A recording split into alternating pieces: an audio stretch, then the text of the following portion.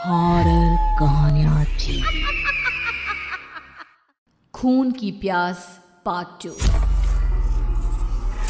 और उसके बाद वो जंगल एक बार फिर से सुमन की चीखों से गूंज उठा। लेकिन आज की रात सुमन की चीखों को सुनने वाला वहां पर कोई भी नहीं था।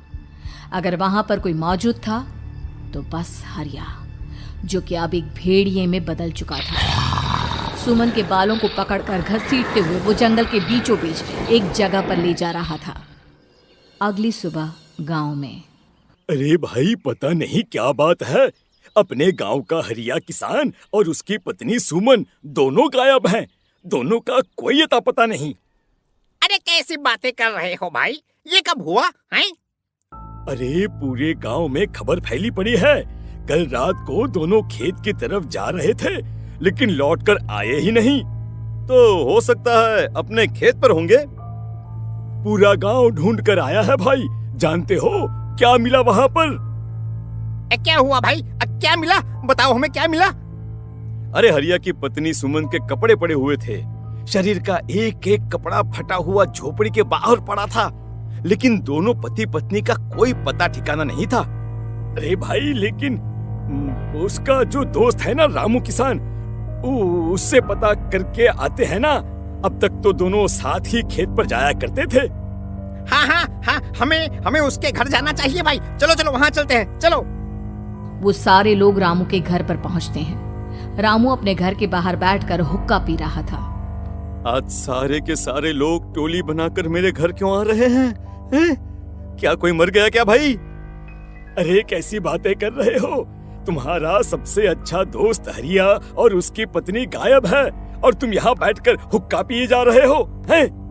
रामू ने अजीब सी नजरों से उन सब गांव वालों की तरफ देखा, जिसकी वजह से वो लोग एक बार के लिए डर गए। गायब है? अरे गायब नहीं है, मुक्ति मिल गई है। उन दोनों को मुक्ति मिली है। इस दुनिया में आकर हर इंसान पाप करता है और उसे उसके पापों के लिए मुक्ति मिलना बहुत जरूरी है। अरे ये कैसी बहकी बातें कर रहे हो भाई, हैं? और इसका चेहरा अजीब सा क्यों लग रहा है? लगता है दोस्त के मरने का गम बैठ गया है। पागल हो गया है शायद ये पागल। ये बात सुनते ही रामू चीख कर जोर से चिल्लाते हुए कहता है, पागल मैं नहीं हूँ, पागल तुम सब हो। और ये शैतानी जंगल अब तुम में से किसी को नहीं छोड़ने वाला, सबको खा जाएगा। याद रखना मेरी बात। शैतानी जंगल? कैसा शैतानी जंगल? लगता है रामू पागल हो चुका है। हमें यहाँ से चलना चाहिए भाई। चलो। तभी रामू की पत्नी बाहर आती है। नहीं, आप लोग इनकी बात का बुरा मत मानिए। 2 दिन पहले हरिया के साथ खेत पर गए थे। जब से वहाँ से आए हैं तब से ऐसी ही बातें कर रहे हैं। भगवान जाने ऐसा क्या देख लिया उन्होंने, खेत में कुछ भी बड़बड़ाते रहते हैं। लेकिन गांव के लोगों ने कमला की कोई बात नहीं सुनी और वो सब वहां से चले गए। रात अब धीरे धीरे ढलने लगी थी। तभी अचानक किसी ने धीमी सी आवाज में रामू को पुकारा। रामू, आ जाओ, मैं तुम्हारा इंतजार कर रहा हूँ। और सुनो, अपनी पत्नी को साथ लेकर आना, नहीं तो काम अधूरा रह जाएगा। ये आवाज सुनते ही रामू के चेहरे पर शैतानी मुस्कुराहट आ जाती है। वो धीमे कदमों से अपने घर के अंदर आता है। क्या हुआ? तबीयत ठीक है ना अब आपकी? मैं तुझे अपने साथ खेत पर ले जाने आया हूँ, चल। मैं तुम्हारे साथ कहीं नहीं जाने वाली। मुन्ना गहरी नींद में सो रहा है और उसे अकेला छोड़कर मैं तुम्हारे साथ खेत पर नहीं आ सकती। वैसे भी तुम्हारे उन खेतों में भगवान जाने कौन सा राक्षस घूम रहा है, मुझे तो डर लगता है। रामू गुस्से में दांत पीसता अपनी झोपड़ी से बाहर आ जाता है और कमला गहरी नींद में अपने बच्चे के साथ सो जाती है। तभी अचानक रात को रामू की झोपड़ी के ऊपर एक साया वही गाना गुनगुनाते हुए घूमने लगता है जो हरिया के मोबाइल में बजा करता था। मैं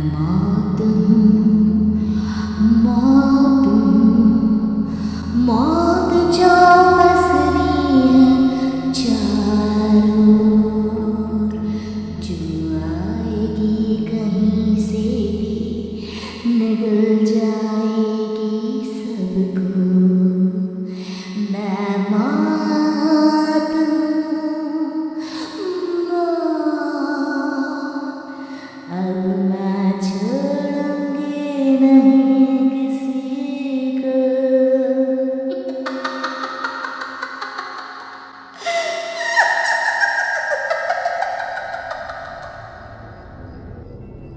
ये आवाज सुनकर रामू की पत्नी कमला की आंख खुलती है और वो देखती है कि उसका मुन्ना अपनी जगह से गायब था। कमला चीखते हुए बाहर दौड़ कर आती है। वहां पर उसने देखा कि रामू ने अपने बच्चे को झोपड़ी के बाहर एक पेड़ से उल्टा लटकाया हुआ था और उसका बच्चा चीख चीख कर रो रहा था। वहीं दूसरी तरफ एक साया बच्चे के ठीक नीचे आग जलाकर उसके चारों तरफ हैवानों की तरफ नाच रहा था। छोड़ दो मेरे बच्चे को। अरे क्या कर रहे हो तुम? शर्म नहीं आती तुम्हें अपने ही बच्चे को इस तरह मौत के हवाले करते हुए? अपना बच्चा? किसने कहा ये मेरा बच्चा है? अरे ये तो उस रामू की औलाद है, इस गांव के किसान रामू की, और मेरी दुश्मनी इस गांव के हर इंसान के साथ है। क्या कैसी बात कर रहे हो तुम? और ये औरत कौन है? ये मेरे बच्चे को खा जाएगी। तभी अचानक से उस साया ने एक बेहद खतरनाक दिखने वाली औरत का रूप ले लिया और उसकी आंखों से आग निकल रही थी। सही पहचाना तूने, मैं तेरे बच्चे को खा जाऊंगी। अगर तू अपनी इस हैवान पति रामू के साथ जंगल नहीं आए तो मैं तेरे बच्चे को खा जाऊंगी। लेकिन क्यों? आखिर क्या चाहती हो तुम मुझसे? मुझे जंगल क्यों ले जाना चाहती हो? औरत बुरी तरह से ठहाके मार मार कर जोर जोर से हंसने लगी और साथ में रामू भी। ये तो तुझे वहाँ चलने के बाद ही पता चलेगा ना। अगर तू नहीं आई तो थोड़ी देर में तेरा ये बच्चा आग में जलकर मर जाएगा। चल जल्दी। नहीं मेरे बच्चे को छोड़ दो। तुम जहाँ कहोगे मैं तुम्हारे साथ चलने के लिए तैयार हूँ। और उसके बाद उस बच्चे को झोपड़ी में लिटाकर आगे आगे वो साया चल रहा था और उसके पीछे पीछे रामू अपनी पत्नी के बाल पकड़कर उसे घसीटते हुए जंगल की तरफ ले गया। जंगल में जाने के बाद, कितनी खूबसूरत हो तुम। आज की रात बस तुम और मैं एक दूसरे के साथ रहेंगे। मुझे तुमसे बहुत डर लग रहा है। तुम्हें क्या हो गया है? तुम तो बिल्कुल ठीक थे। वो होगा जो हमारे बीच होना चाहिए। तो आओ अपने आप को मेरे हवाले कर दो। कमला ने डर की वजह से अपनी दोनों आंखें कसकर बंद कर ली थी। रामू ने बुरी तरह से चीख कर कमला से कहा, आंखें खोलो अपनी और मेरी तरफ देखो। कमला ने जैसे ही अपनी आंखें खोली उसने देखा कि रामू एक खतरनाक खूनी हैवान में बदल चुका था। कौन हो तुम? जाने दो मुझे। क्या चाहते हो मुझसे? वही जो एक आदमी एक औरत से चाहता है। मैं तुम्हारा पति रामू नहीं, बल्कि इस जंगल का एक भेड़िया हूँ, और आज की रात तुम्हारे खून से अपनी प्यास बुझा जाऊं। और उसके बाद वो जंगल कमला की दर्दनाक चीखों से गूंज उठा। अगली सुबह कमला के कपड़े भी जंगल में उसी तरह पाए गए जैसे कि सुमन के पाए गए थे। इस घटना के बाद पूरे गांव में दहशत का माहौल था। अपने माँ बाप की मौत और गांव में हो रहे इस तरह की घटनाओं की खबर सुनकर किशन शहर से गांव लौट आया था। अपने माँ बाप की बेदर्द मौत की वजह से वो बहुत परेशान था। तभी अचानक उसे अपने घर में खाट के नीचे पड़ा हुआ वो मोबाइल फोन मिला जो उसने अपने पापा हरिया को गिफ्ट किया था। अरे कितने प्यार से पापा के लिए मोबाइल फोन लेकर आया था। इसे एक दिन भी काम में नहीं ले पाए। और आखिर कौन है जो गांव में इस तरह की हत्याएं कर रहा है? क्या है इन सब के पीछे? क्या है? मुझे पता करना ही होगा, वरना एक दिन पूरा का पूरा गांव खाली हो जाएगा। इस गांव में एक भी जिंदा इंसान नहीं बचेगा। गांव के लोगों की मदद करने के इरादे से किशन अपने गांव से दूर एक दूसरे गांव में बहुत बड़े तांत्रिक के पास मिलने के लिए गया। तांत्रिक बाबा, अब आप ही कुछ उपाय बता सकते हैं। भगवान जाने हमारे गांव को किसकी नजर लग गई है। नजर नहीं लगी है, किसी ने तुम्हारे गांव को बद्दुआ दी है। किसी सताई हुई आत्मा का प्रकोप है और अब वो पूरे गांव में किसी को नहीं छोड़ेगी जब तक उसकी आत्मा को शांति नहीं मिल जाती। अरे लेकिन ऐसा कौन है बाबा? किसकी आत्मा है और कैसे मिलेगी उसे शांति? मौत है मौत, कहीं से भी आएगी और सबको निगल जाएगी। इससे बचने का सिर्फ एक ही उपाय है, लेकिन उस उपाय को करना आसान नहीं होगा। जो भी उस उपाय को करने की कोशिश करेगा उसकी जान जा सकती है। भले ही मेरी जान चली जाए, लेकिन मैं अपने गांव के लोगों की जान बचाने की पूरी कोशिश करूंगा बाबा। तो ठीक है, फिर अगली अमावस की रात जैसा मैं कहता हूँ वैसा ही करना। अमावस की रात तांत्रिक के बताए अनुसार किशन अपने साथ केरोसिन लेकर जंगल की तरफ चल पड़ा। उसके हाथ में देवी के मंदिर का सिंदूर भी था। किशन जंगल के बीचों बीच पहुंचा। ये देखकर उसकी आंखें फटी की फटी रह गई।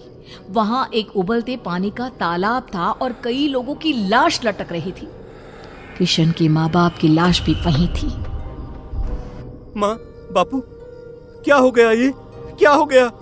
तभी वहां पर एक औरत और आदमी आते हैं। उन्हें देखकर किशन चौंक जाता है। गोपाल काका, आपकी तो 5 साल पहले मौत हो गई थी। और निर्मला काकी, आप? मौत तो हो गई थी, लेकिन तुम ये नहीं जानते कि हमारी मौत कैसे हुई थी। क्या कहना चाहते हैं आप? कुछ नहीं, बस ये जान लो कि अब इस गांव में कोई जिंदा नहीं बचेगा। लेकिन क्यों काकी? क्योंकि 5 साल पहले इन गांव वालों ने मुझे डायन बताकर पत्थर मार मार के मार डाला। मेरी कोई गलती नहीं थी। गांव का एक बच्चा क्या लापता हुआ, सारा इल्जाम मेरी पत्नी पे डाल दिया। और जब मैंने निर्मला की जान बचाने की कोशिश की तो मुझे भी मार डाला। आपके साथ ये बहुत गलत हुआ काकी, लेकिन आप जो कर रहे हैं वो भी सही नहीं है ना? तुम यहाँ से चले जाओ वरना तुम भी नहीं बचोगे। हमारी आत्मा पिछले 5 साल से मुक्ति के लिए भटक रही है। चले जाओ यहाँ से। मौका देखकर किशन सिंदूर उन दोनों के ऊपर डाल देता है। उनका शरीर जलने लगता है और वो भयानक तरीके से चिल्लाने लगते हैं। अगले ही पल किशन उनके ऊपर केरोसिन डाल देता है और वो दोनों जल जाते हैं। किशन अपने माँ बाप और दूसरी लाशों का अंतिम संस्कार करवाता है और अपने घर लौट आता है। लेकिन वो अभी भी इस बात से अनजान है कि मोबाइल अभी भी बज रहा था। मैं मौत हूँ।